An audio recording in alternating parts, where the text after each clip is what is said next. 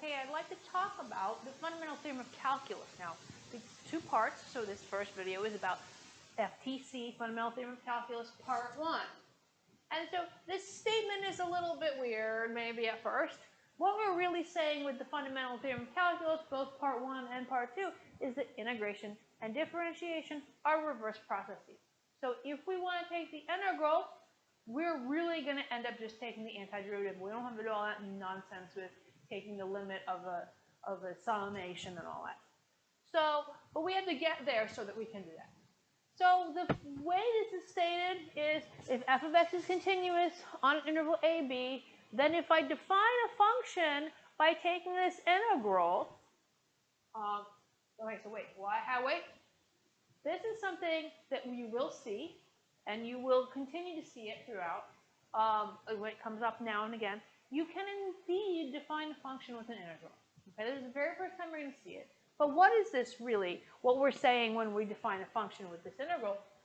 What I'm saying is, here's the function f of x. Here's the point A.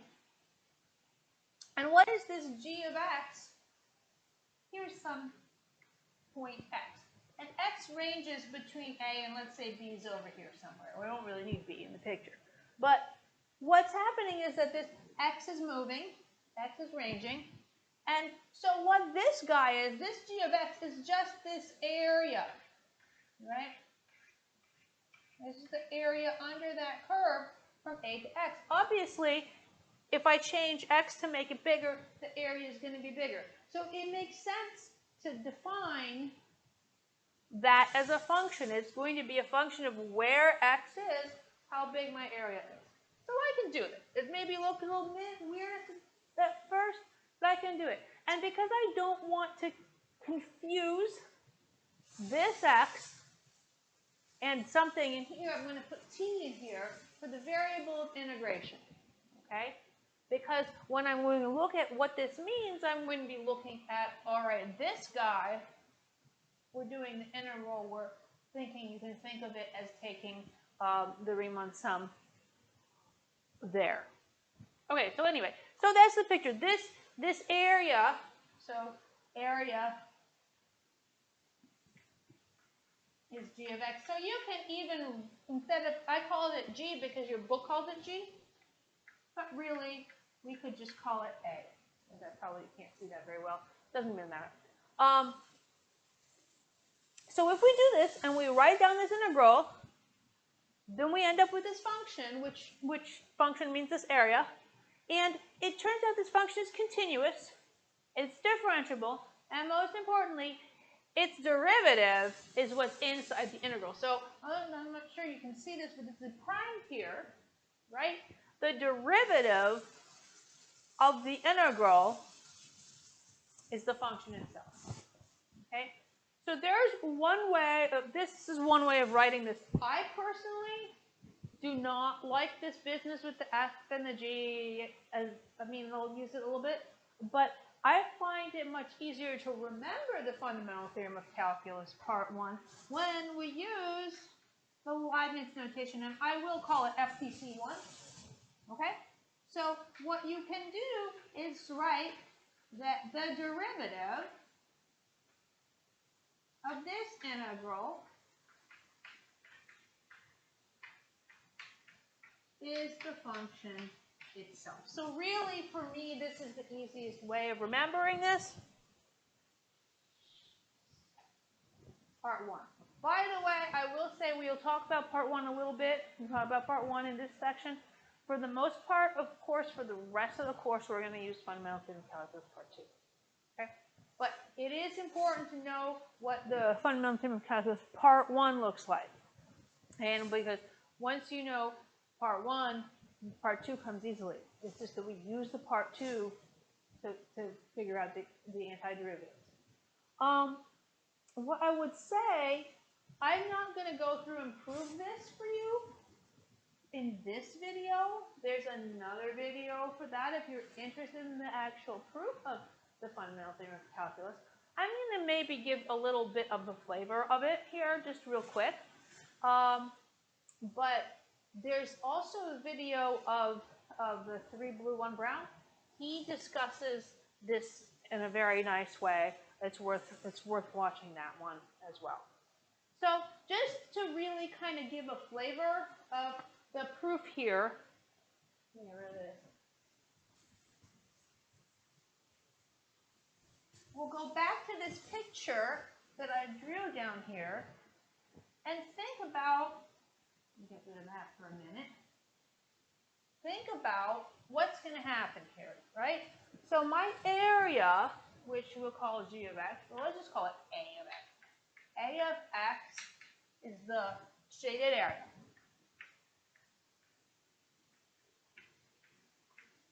Okay?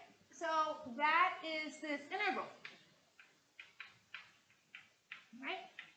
Now what happens if I move my x a little bit? And I move from x just a small piece, just a little bit right here. And this is a different color, but I don't think it shows up very well in the video, so I do apologize. Okay? Now I've moved it a little bit right here, and I've moved it here to the point x plus h. Okay? So what I have is a very small sliver of area. If I want to figure out what that small sliver of area is, I can do the area of the whole thing, area of x plus h minus, right, a of x. That's just going to give me this little sliver. If I do that on the right-hand side here, right, I would go from a to x plus h, subtract from a to x, right? Well, I know how to do that. That's just going to be from x to x plus h. A little bit. Okay, so fine. So that's the idea. Now, notice this kind of looks like a derivative, right? Because it looks like a difference function, a difference quotient, but I'm missing something. I'm missing the h. So if I put in the h. Okay, so this is the idea, right? This is the idea of the proof. Fall over. The idea of the proof then is I want to take h to 0. Okay? So if h goes to 0, if I take the limit on both sides, so this is the work that I'm just going to skip and put in another video. Because this is some work. It's not at all obvious. This side is fine. You can imagine that that's just going to be a prime of x if I take the limit. Right? But what's going to happen here, you have to be a little bit careful with that, because it's like if I'm taking h to 0, it almost looks like it should be 0 because it's from x to x. But it's a limit. It's not going exactly to 0. It's getting arbitrarily close. So, and I've got the 1 over h here, what ends up happening is this guy ends up just being the f of x. Okay? It's like what you end up with rather than this area is just the length of that line. So, but that does take a little bit of care because you're taking the limit. You've got the h here, you've got the h there. It's by no means, like, it's not straightforward. But that's essentially the idea, right? You want to think about taking this right down there. So, what do we use this with? And that's the thing that I really wanted to go into, not so much the proof here. We will see this just every now and again, and it will be a question like this. Here's one. If g of x is some weird thing,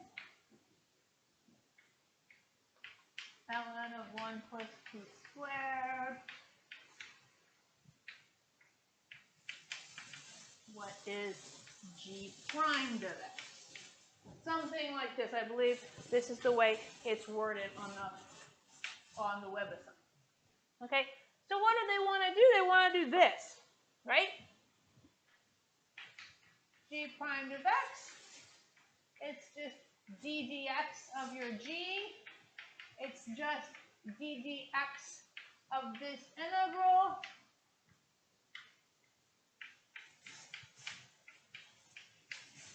And it's super easy, right?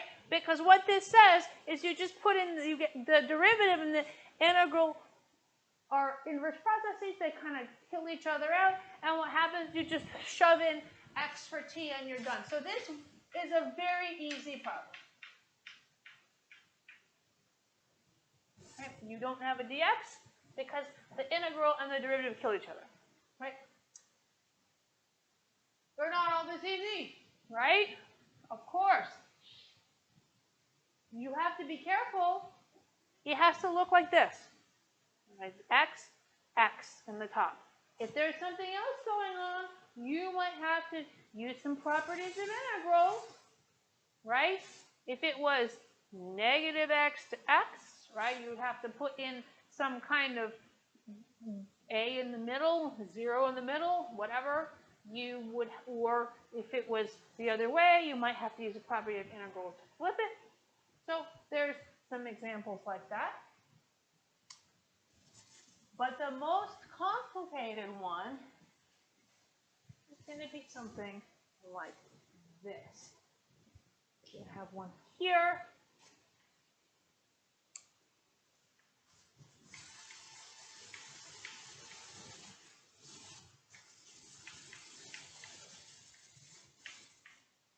So in an example like this,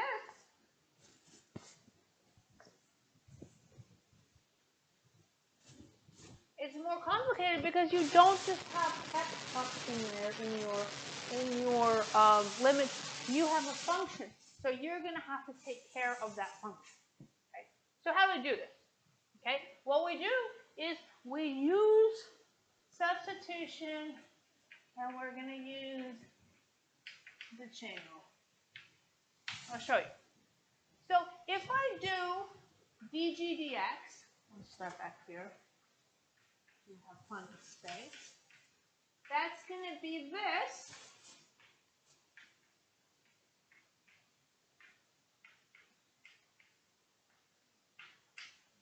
E to the minus t squared is what it's supposed to be. I'm not sure how well it shows up. But I can't just plug in the x here. I don't have x there. I've got tangent of x. So I need it to be just one variable. Okay? So I'm going to do this. I'm going to let u equal tan of x. All right? So now I'm sort of in a good spot, almost, because I have 0 to u. So I can plug in what u is, but I'm not taking the derivative with respect to u. I'm taking the derivative with respect to x. So there's one more step, and that's the chain rule. So remember what this business is. This is g, right? So if I do dg dx, and now g is a function of u, I got dg du du dx, right? So what I've got here, and g is now this business. So if I put this chain rule business in, I have d du of the integral 0u e to the minus t squared dt, and then du dx. Okay? Now I'm good. This is what I want.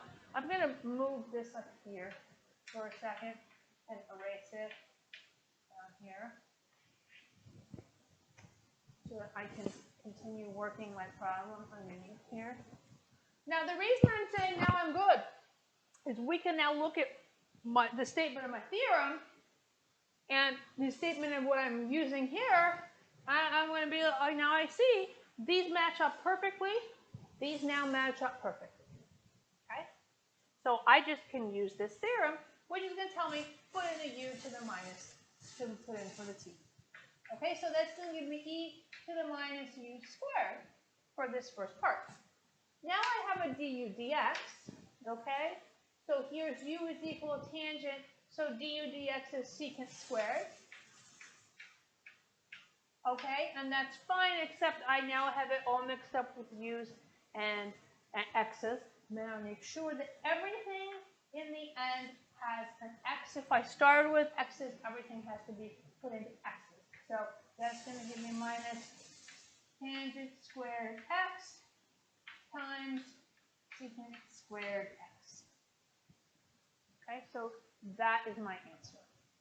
You're going to make sure when you start out with one variable, even if you do some changes of variables throughout your problem, that in the end, you put back the original variable.